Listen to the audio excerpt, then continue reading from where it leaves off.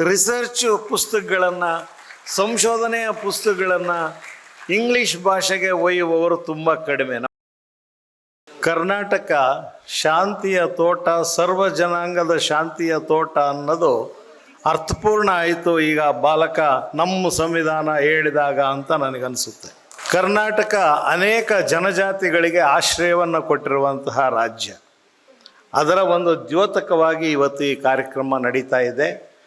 ಸ್ವಾಮಿಯವರು ತಮ್ಮ ಭಾಷೆಯನ್ನು ಕನ್ನಡದ ಮುಖೇನ ಉಳಿಸುವ ಒಂದು ಪ್ರಯತ್ನವಾಗಿ ಈ ಪುಸ್ತಕ ಇವತ್ತು ಕುಡ್ರ ವಾತಕತಾ ಮತ್ತು ಕರ್ನಾಟಕದ ಕೊರಚರು ಅನ್ನುವಂತಹ ಪುಸ್ತಕದ ಇಂಗ್ಲೀಷ್ ಅನುವಾದವನ್ನು ಶ್ರೀ ಹರ್ಷ ಅವರು ಮಾಡಿರುವಂತಹ ಒಂದು ಸಮಾರಂಭಕ್ಕಾಗಿ ನಾವೆಲ್ಲ ಸೇರಿದ್ದೇವೆ. ತಮ್ಮೆಲ್ಲರನ್ನು ಮತ್ತೊಮ್ಮೆ ನಾನು ಸ್ವಾಗತಿಸ್ತೇನೆ. ನಮಗೆ ಈ ಪುಸ್ತಕದ ಬಿಡುಗಡೆ ಅಂತ ಅಷ್ಟೇ ಅಲ್ಲ, ಇದು ನಮ್ಮ ಬಿಡುಗಡೆ ಕೂಡ. ಸ್ವಾಮಿ ಮತ್ತು ನಮ್ಮ ಸ್ನೇಹದ ಕಾರಣಕ್ಕಾಗಿ ಸತತವಾಗಿ 1.5 ರಿಂದ 2 ವರ್ಷಗಳ ಕಾಲ ಈ ಪುಸ್ತಕದ ಒಂದು ದೊಡ್ಡ ಒಂದು ಪಯಣ ಇದೆ. ಅದರಿಂದ ನಾವಿವತ್ತು ನೆಮ್ಮದಿಯಾಗಿ, ನಾಳೆಯಿಂದ ನೆಮ್ಮದಿಯಾಗಿರ್ತೀವಿ. ಈ ಪುಸ್ತಕದ ಬಾಪ್ತಿಲ್ಲ ಅನ್ನೋದು ಕೂಡ ನನಗೆ ಭಾಳ ಸಂತೋಷ ಆಯಿತು. ರಾಜಪ್ಪ ಅವರು ಹಾಡ್ತಾ ಇರುವಂತಹ ವಚನಗಳನ್ನು ಕೇಳಿದ ಮೇಲೆ ಕನ್ನಡವನ್ನು ಕೊರಚ ಭಾಷೆಗೆ ಸ್ವೀಕರಿಸಿದ ಸ್ವಾಮಿಯವರು ಮಹತ್ವದ ಕೆಲಸವನ್ನು ಮಾಡ್ತಾ ಇದ್ದಾರೆ ಅಂತ ಅನ್ನಿಸ್ತು. ಒಂದು ಉಪಭಾಷೆ ಉಳ್ಕೊಳ್ಳೋದು. ಈಗ ಈ ಸಂದರ್ಭದಲ್ಲಿ ಬರಗೂರು ರಾಮಚಂದ್ರಪ್ಪನವ್ರಿಗೆ ಒಂದು ವಿಶೇಷ ಧನ್ಯವಾದವನ್ನು ಈ ವೇದಿಕೆ ಮುಖೇನ ಹೇಳಬೇಕು. ಯಾಕೆಂದರೆ 90ರ ದಶಕದಲ್ಲಿ ಅವರು ಶುರು ಮಾಡಿದ ಉಪಸಂಸ್ಥೆಯ ಅಧ್ಯಯನ ಮಾಲೆ ಇದೆಯಲ್ಲ, ಅದು ಕರ್ನಾಟಕದಲ್ಲಿರುವ ಎಲ್ಲ ಸಣ್ಣ ಪುಟ್ಟ ಜಾತಿಗಳಿಗೆ ಒಂದು ಸಾಂಸ್ಕೃತಿಕವಾದಂತಹ ಆತ್ಮಸ್ಥೈರ್ಯವನ್ನು ತಂದುಕೊಟ್ಟಂತಹ ಒಂದು ಯೋಜನೆ. ಅವರು ಭಾಳ ಚಿಕ್ಕ ವಯಸ್ಸಿಗೆ ಭಾಳ ದೊಡ್ಡ ಕೆಲಸವನ್ನು ಮಾಡಿದ್ದು. ಆಗ ನನಗೆ ಅವರು ಅಕ್ಕಿ ಪಿಕ್ಕಿಯರ ಸಂಸ್ಕೃತಿಯನ್ನು ಅಧ್ಯಯನ ಮಾಡಕ್ಕೆ ಕೊಟ್ಟರು. ಭಾಳ ಜನ ನಮ್ಮ ಗೆಳೆಯರು ಹೇಳ್ತಾರೆ, ಸರಿಯಾದ್ದೇ ಕೊಟ್ಟಿದ್ದಾರೆ ಬಿಡು, ನೀನು ಕಾಯಮ್ಮಾಗಿದ್ದನು ಪರ್ಮನೆಂಟ್ ಅಲೆಮಾರಿ ಆಗೋದಕ್ಕೆ ಅನುಕೂಲ ಆಯಿತು ಅಂತ. ಈ ಅಲೆಮಾರಿ ಜೀವನ ಇದೆಯಲ್ಲ, ಅದು ಭಾಳ ವಿಭಿನ್ನವಾದ್ದು, ವಿಶಿಷ್ಟವಾದ್ದು. ಒಂದೇ ಊರಲ್ಲಿ ಹುಟ್ಟಿ ಬದುಕಿ ತೀರೋದವನಿಗೆ ಯಾವ ಅನುಭವ ಇರೋಕ್ಕೆ ಸಾಧ್ಯ ಇಲ್ಲ.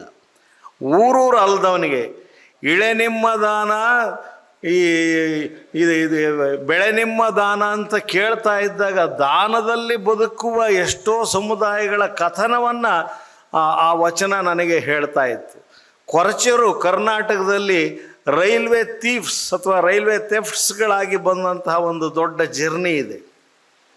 ಅಕ್ಕಪಕ್ಕ ನಮ್ಮ ಊರಿನಲ್ಲೂ ಕೂಡ ಒಂದು ಕೊರಚರ ಹಟ್ಟಿ ಇದೆ. ಶಿವನಿ ರೈಲ್ವೆ ಸ್ಟೇಷನ್ನಿಂದ 2 ಕಿಲೋಮೀಟ್ರ್ ದೂರದಲ್ಲಿ ಸ್ಟೇಷನ್ನಲ್ಲೂ ಇದ್ದಾರೆ, ಶಿವನಿಲ್ಲೂ ಇದ್ದಾರೆ. ನನ್ನ ಬಾಲ್ಯದ ದೊಡ್ಡ ಹೀರೋ ಬಗ್ಗೆ ಈ ವೇದಿಕೆಯಲ್ಲಿ ಒಂದು ಮಾತು ಹೇಳಲೇಬೇಕು. ಅವನ ಹೆಸರು ಬಂಗಾರಿ ಅಂತ. ಅವನು ಕೊರಚರ ಪೈಕಿ. ಅವನು ಇಡೀ ನಮ್ಮ ಪ್ರದೇಶದ ದೊಡ್ಡ ಪೈಲ್ವಾನ್. ಆದರೆ ಅವನು ದಪ್ಪಗೇನಿರಲಿಲ್ಲ, ಭಾಳ ಚಾರ್ಲಿ ಥರ ಸಣ್ಣಗೆ ಸಿರ್ಕಲ್ ಥರ ಇದ್ದ. ದೊಡ್ಡ ದೊಡ್ಡ ಪೈಲ್ವಾನ್ರುಗಳೆಲ್ಲ ಬೆಳಗಾವಿ, ಹುಬ್ಬಳ್ಳಿಗೆ, ಕೊಲ್ಲಾಪುರಿಂದ ಬಂದವರೆಲ್ಲ ಅವನು ಹಿಡಿತಿರಲಿಲ್ಲ. ಹೋಗ ನಿನಗೂ ನನಗೆ ಸೆಟ್ ಆಗಲ್ಲ ಅಂತ. ಆದರೆ ಪ್ರತಿ ರೌಂಡಲ್ಲೂ ಅವನು ಮತ್ತೆ ಸೆಡ್ ಹೊಡಿಯೋನು. ಯಾರಾದರೂ ಅಕಸ್ಮಾತ್ ಅವನನ್ನು ಹಿಡ್ದ ಅಂದರೆ ಅವನು ಕೋತ ಅಂತಲೇ. ನಮ್ಮ ಆಸೆ ಏನಂದರೆ ಬಂಗಾರಿ ಎಂದೂ ಸೋಲಬಾರದು ಅಂತ. ಮತ್ತು ಅವನು ಎಂದೂ ಸೋಲಿಲ್ಲ.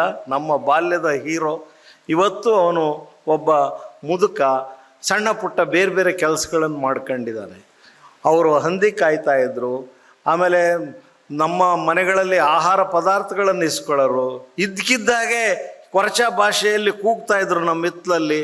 ಅಲ್ಲಿ ಕಾಡು ಬೆಕ್ಕನ್ನು ಹಿಡಿಲಿಕ್ಕೆ ತಮ್ಮ ನಾಯಿಗಳಿಗೆ ಕೊರಚ ಭಾಷೆಯಲ್ಲಿ ಹೇಳ್ತಾ ಇದ್ರು. ನಮ್ಮ ಎದುರಿಗೆ ಕಾಡು ಬೆಕ್ಕು ಹಿಡ್ಕೊಂಡು ಹೋಗ್ತಿದ್ರು. ಇಂಥ ಕೊರಚ ಭಾಷೆಯಂತಹ 52 ಭಾಷೆಗಳು ಕರ್ನಾಟಕದಲ್ಲಿವೆ. ಅವೆಲ್ಲವಕ್ಕೂ ಇಂತಹ ಗೌರವ ಸಿಗಬೇಕು ಅಂತ ನಾನು ಬಯಸ್ತೀನಿ. 52 ಇತರ ಕನ್ನಡದ ಇತರ ಭಾಷೆಗಳಲ್ಲಿ ಕೊರಚ ಕೂಡ ಒಂದು. GN ದೇವಿಯವರು ಅವರ ನೇತೃತ್ವದಲ್ಲಿ ಒಂದು ಭಾರತೀಯ ಇಂತಹ ಅಲಕ್ಷಿತ ಭಾಷೆಗಳ ಸರ್ವೇಕ್ಷಣೆಯನ್ನು ಮಾಡಿದ್ದಾರೆ. ಸ್ವತಃ ಹಂಪನ ಅವರು ಭಾಷಾ ವಿಜ್ಞಾನಿಗಳು ತಮ್ಮ ದ್ರಾವಿಡ ಭಾಷಾ ವಿಜ್ಞಾನದಲ್ಲಿ ಕೊರಚ ಭಾಷೆಯ ಪದಗಳನ್ನು ಕೂಡ ಅಭ್ಯಾಸ ಮಾಡಿದ್ದಾರೆ. ಬರಗೂರು ರಾಮಚಂದ್ರಪ್ಪನವರ ಶಿಷ್ಯರಾಗಿ ಸ್ವಾಮಿಯವರು ಮಾಡಿರುವ ಕೆಲಸ ಅಥವಾ ಜ್ಞಾನ ವಿಜ್ಞಾನ ಅಥವಾ ಸಾಕ್ಷರತಾ ಆಂದೋಲನ ಅವರು ರಂಗಭೂಮಿಯ ಕಲಾವಿದರಾಗಿ ಸಂಘಟಕರಾಗಿ ಭಾಳ ದೊಡ್ಡ ಕೆಲಸವನ್ನು ಮಾಡಿದ್ದಾರೆ. ಮುಖ್ಯವಾಗಿ ಅವರು ವೈಜ್ಞಾನಿಕ ಮನೋಭಾವದ ಕೆಲಸ ಇವತ್ತಿಗೂ ಪವಾಡ ಬಯಲು ಮಾಡೋದು, ಮೂಢನಂಬಿಕೆಗಳ ಬಗ್ಗೆ ಹೇಳುವಂಥದ್ದು, ಇದೆಲ್ಲ ನೀವು ಡಾಕ್ಯುಮೆಂಟ್ರಿಯಲ್ಲಿ ನೋಡಿದ್ದೀರಿ. ಅವರ ನಮ್ಮ ಸ್ನೇಹ ಬಂಡಾಯ ಸಾಹಿತ್ಯ ಸಂಘಟನೆಯ ಜೊತೆಯಲ್ಲಿ ರಂಗಭೂಮಿಯ ನಡಿಗೆಯಲ್ಲಿ ಆಗಿರುವಂತಹದ್ದು. ವಾಸ್ತವಿಕವಾಗಿ ನಾನು ಮಾತಾಡಬೇಕು ಅಂತ ಯಾಕೆ ನಿಲ್ಲಿಸಿದ್ದಾರೆ ಅಂತಂದರೆ, ಒಂದು ನಾವೆಲ್ಲ ಬಿಡುಗಡೆ ಆಗ್ತಾಯಿದ್ವಿ ಈ ಪುಸ್ತಕದ ವತಿಯಿಂದ. ಮುಖ್ಯವಾಗಿ ಹರ್ಷ ಅಂತಹ ಒಬ್ಬ ಕಂಪ್ಯೂಟರ್ ತಜ್ಞರು ಸಿಡ್ನಿಯಲ್ಲಿ ಕೆಲಸ ಮಾಡ್ತಾ ಇರುವಂಥವರು ಈ ಭಾಷೆಯ ಈ ಪುಸ್ತಕದ ಬಗ್ಗೆ ಆಸಕ್ತಿಯನ್ನು ವಹಿಸಿ ಇಂಗ್ಲೀಷ್ಗೆ ಅನುವಾದ ಮಾಡಿ ಅದು ಕೂಡ ಇವತ್ತು ಬಿಡುಗಡೆ ಆಗ್ತಾಯಿದೆ. ಅದು ಕೂಡ ಭಾಳ ಮಹತ್ವದ ಒಂದು ಘಟ್ಟ. ಸಾಮಾನ್ಯವಾಗಿ ರಿಸರ್ಚ್ ಪುಸ್ತಕಗಳನ್ನು, ಸಂಶೋಧನೆಯ ಪುಸ್ತಕಗಳನ್ನು ಇಂಗ್ಲೀಷ್ ಭಾಷೆಗೆ ಒಯ್ಯುವವರು ತುಂಬ ಕಡಿಮೆ. ನಮ್ಮಲ್ಲಿ ಅನುವಾದಗಳಾಗ್ತವೆ, ಅನುವಾದಗಳೆಲ್ಲ ಇಲ್ಲ ಫಿಕ್ಷನ್ ಆಗ್ತವೆ, ಭಾಳ ಅಂದರೆ ಪೊಯೆಟ್ರಿ ಆಗುತ್ತೆ, ಇಲ್ಲಾಂದ್ರೆ ಅಸೈನ್ಮೆಂಟ್ ಆಗಿರುತ್ತೆ. ಅದು ಯಾವುದೋ ಒಂದು ಸಂಸ್ಥೆ ಕೊಡಬಹುದಾದಂಥ ಅಸೈನ್ಮೆಂಟಿನ ಟ್ರಾನ್ಸ್ಲೇಟರ್ಗಳಿದ್ದಾರೆ ಹೊರತು ಸಹಜವಾಗಿಯೇ ಇವರು ಇಂತಹದ್ದೊಂದು ಪುಸ್ತಕ ಬರಬೇಕು ಇಂಗ್ಲೀಷ್ಗೆ ಅಂತ ತಗೊಂಡೋಗೋರು ತುಂಬ ಕಡಿಮೆ. ಆ ಹಿನ್ನೆಲೆಯಲ್ಲಿ ಕೂಡ ಭಾಳ ಮಹತ್ವದ ಕೆಲಸ ಇದು. ಇದರ ಹಿಂದೆ ಅನೇಕ ಜನ ಕೆಲಸ ಮಾಡಿದ್ದಾರೆ. ನನ್ನನ್ನು ಒಳಗೊಂಡ ಹಾಗೆ ಒಂದು 100 ಜನ ಕೆಲಸ ಮಾಡಿರೋದ್ರಿಂದ ಇವತ್ತಿಂತಹ ಒಂದು ಕಾರ್ಯಕ್ರಮ ಆಗಲಿಕ್ಕೆ ಸಾಧ್ಯ ಆಗಿದೆ. ವೇದಿಕೆಯ ಮೇಲಿರುವಂತಹ ಅಗ್ರಹಾರ ಕೃಷ್ಣಮೂರ್ತಿಯವರಾಗಲಿ, ಬರ್ಗೂರ್ ಅವರಾಗಲಿ, ಹಂಪನ ಅವರಾಗಲಿ, ಅವರೆಲ್ಲರೂ ಬಹಳ ದೊಡ್ಡ ಒಡನಾಟ ಇರುವಂತಹ ಸ್ವಾಮಿಯವರ ಜೊತೆಯಲ್ಲಿ 4 ದಶಕಗಳ ಕಾಲ ಒಡನಾಟ ಇರುವಂಥವರು.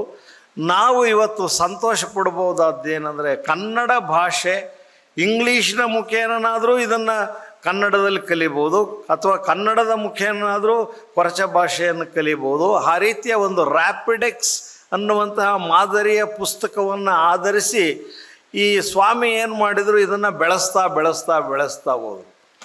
1-2 ವರ್ಷದವರೆಗೆ ಇದು ಯಾಕೆ ತಡ ಆಗಿದೆ ಅಂದರೆ, ಬಹುಶಃ ಅವತ್ತು ರಾತ್ರಿ ನಿದ್ದೆ ಮಾಡ್ತಿರ್ಲಿಲ್ಲ ಅನಿಸುತ್ತೆ. ಬೆಳಿಗ್ಗೆ ಏನೋ ಜ್ಞಾನೋದಯ ಆಗಿ ಒಂದು ಬರೆಯೋದು, ಅದನ್ನು ಸೇರಿಸೋದು, ಹೆಚ್ಚು ಕಡಿಮೆ 2 ಕಂಪ್ಯೂಟರ್ ಸೆಂಟ್ರಲ್ಲಿ 1-1.5 ವರ್ಷ ಈ ಪುಸ್ತಕಗಳಿದ್ವು. ಯಾಕಪ್ಪ ಅಂತ ಕೇಳಿದರೆ ಮತ್ತೊಂದು ಪಾಠ, ಸರ್ ಇದಕ್ಕೆ ಅಂಬೇಡ್ಕರ್ ಬೇಕು, ಇದಕ್ಕೆ ವಚನಗಳು ಬೇಕು, ಇದಕ್ಕೆ ಬುದ್ಧನ ಕಥೆಗಳು ಬೇಕು ಅಂತೇಳಿ ಅದನ್ನು ಬಹಳ ಸುಂದರವಾದಂತಹ ಒಂದು ಪುಸ್ತಕವನ್ನಾಗಿ ಮಾಡಿದ್ದಾರೆ. ಪದದಿಂದ ಹಿಡಿದು ವಾಕ್ಯದಿಂದ ಹಿಡಿದು ಕಥನದವರೆಗೆ ಬೆಳೆದಿರುವಂತಹ ಒಂದು ಪುಸ್ತಕ ಇದು. ಅದನ್ನು ಮೇಲ್ಗಡೆ ಇರೋವಂಥದ್ದು ಇದೆಯಲ್ಲ, ರೈಲ್ವೆ ಟ್ರ್ಯಾಕಿಗೆ ಹಾಕಿರುವಂತಹ ಸಾಗುವಾನಿಯ ಮರದ ಪೀಸ್ಗಳವು. ಅವು ರೈಲ್ನಲ್ಲಿ ರೈಲು ಹಳಿಯ ಅಡಿಯಲ್ಲಿ ಕಿತ್ತು ಬಿಸಾಕಿದಾಗ ಅವನ್ನು ತೊಗೊಂಬಂದು ನೆರಕೆ ಮಾಡಿಕೊಂಡು ಮನೆ ಕಟ್ಟಿಕೊಂಡಂತಹ ನೆನಪಿಗಾಗಿ ಆ ಪುಸ್ತಕದಲ್ಲಿ ಆ ಚಿತ್ರಗಳನ್ನು ಬಿಡಿಸಿದ್ದಾರೆ. ನಾನು ಹೆಚ್ಚು ಮಾತಾಡೋದಿಲ್ಲ, ಆದರೆ ಮಾತಾಡಬೇಕಾಗಿರುವ ಮಾತುಗಳು ಕೆಲವು ನನ್ನವಿದ್ವು. ಸದ್ಯ ಈ ಪುಸ್ತಕ ಬಂತಲ್ಲ ಅಂತ ಅತಿ ಹೆಚ್ಚು ಸಂತೋಷ ಪಡುವವರಲ್ಲಿ ನಾನು ಮೊದಲಿಗ. ನನಗೆ ನಾಳೆಯಿಂದ ಸ್ವಾಮಿ ಏನು ಗುರು ನೀನು ಧನಂಜಯವ್ರ ಕಂಪ್ಯೂಟರ್ ಸೆಂಟರ್ ಹತ್ರ ಬಾ, ಪ್ರೆಸ್ ಹತ್ರ ಬಾ ಅಂತ ಹೇಳುವ ಬಾಪ್ತಿಲ್ಲ. ಅವರು, ಅವ್ರ ಮನೆಯವರು, ಅವರ ಕುಟುಂಬ, ಅವರ ಬಳಗ ಎಲ್ಲರೂ ಈ ಪುಸ್ತಕದ ಒಂದು ಸಂಭ್ರಮ, ಮತ್ತು ಅಷ್ಟೇ ಸಂಭ್ರಮ ನಮಗೆ ಕೂಡ ಇದೆ. ಕನ್ನಡ ಭಾಷೆಯನ್ನು ಬಳಸುವ ಮೂಲಕ ಕೊರಚ ಭಾಷೆಯನ್ನು ಉಳಿಸುವ ಪ್ರಯತ್ನ ಇದೆಯಲ್ಲ. 3 ಮುಖ್ಯವಾದ ಪುಸ್ತಕಗಳಿವೆ. ಕೊರಚ ಜನಾಂಗ ಅಂತ ಒಂದು, ಕರ್ನಾಟಕದ ಕೊರಚರು ಅಂತ ಒಂದು, ಕುಡ್ರವಾತ ಮಾತುಕತೆ ಅಥವಾ ಕೊರಚ ಮಾತುಕತೆ ಅನ್ನುವಂಥ 3 ಪುಸ್ತಕಗಳನ್ನು ಸ್ವಾಮಿಯವರು ಬರೆದಿದ್ದಾರೆ. ಆ 3 ಪುಸ್ತಕಗಳು ಮಹತ್ವದವು. ಆ ಮುಖೇನ ಕನ್ನಡ ಭಾಷೆ ಶ್ರೀಮಂತ ಆಗಿದೆ. ಆ ಮುಖೇನ ಒಂದು ಜನಾಂಗದ ಸ್ಥಿತಿಗತಿಗಳನ್ನು ಅರ್ಥ ಮಾಡ್ಕೊಳ್ಳಿಕ್ಕೆ ಕನ್ನಡಿಗರಿಗೆ ಸಾಧ್ಯ ಆಗಿದೆ. ಕರ್ನಾಟಕದಲ್ಲಿ ಬದುಕುವ ಉಪಭಾಷೆಗಳು ಅಥವಾ ಸಣ್ಣ ಪುಟ್ಟ ಭಾಷೆಗಳು ಅಥವಾ ಬೇರೆ ಬೇರೆ ಗುಜರಾತಿಂದಲೋ, ರಾಜಸ್ಥಾನದಿಂದಲೋ, ತಮಿಳುನಾಡಿಂದಲೋ ಬೇರೆ ಕಡೆಯಿಂದ ಬಂದಿರುವ ಭಾಷಿಕ ಜನರನ್ನು ನಾವು ದ್ವೇಷದ ಮನೋಭಾವದಿಂದ ನೋಡಬೇಕಾದ ಅಗತ್ಯ ಇಲ್ಲ. ಚಾರಿತ್ರಿಕ ಸನ್ನಿವೇಶದಲ್ಲಿ ಒಂದು ಅಣೆಕಟ್ಟನ್ನು ಕಟ್ಟೋಕ್ಕೋ ಅಥವಾ ಒಂದು ರೈಲ್ವೆ ಟ್ರ್ಯಾಕನ್ನು ಹಾಕೋಕ್ಕೋ ಯಾವ್ಯಾವುದೋ ಕಾರಣಕ್ಕಾಗಿ ಈ ನಾಡಿಗೆ ಬಂದಿದ್ದಾರೆ. ಯಾವುದೇ ಈ ನಾಡಿಗೆ ಬಂದವರೆಲ್ಲ ಕನ್ನಡಿಗರು, ಕರ್ನಾಟಕದವರು. ಅವರು ತಮ್ಮ ಭಾಷೆಯ ಅಸ್ಮಿತೆಯನ್ನು ಕನ್ನಡ ಮುಖೇನ ಉಳಿಸ್ಕೊಳ್ಳುವ ಒಂದು ಅತ್ಯುತ್ತಮವಾದ ರೂಪಕವಾಗಿ ಇವತ್ತಿನ ಕಾರ್ಯಕ್ರಮ ಇದೆ. ಎಲ್ಲರಿಗೂ ಮತ್ತೊಮ್ಮೆ ಸ್ವಾಗತವನ್ನು ಬಯಸಿ ನನ್ನ ಮಾತನ್ನು ಮುಗಿಸ್ತೀನಿ. ನಮಸ್ಕಾರ.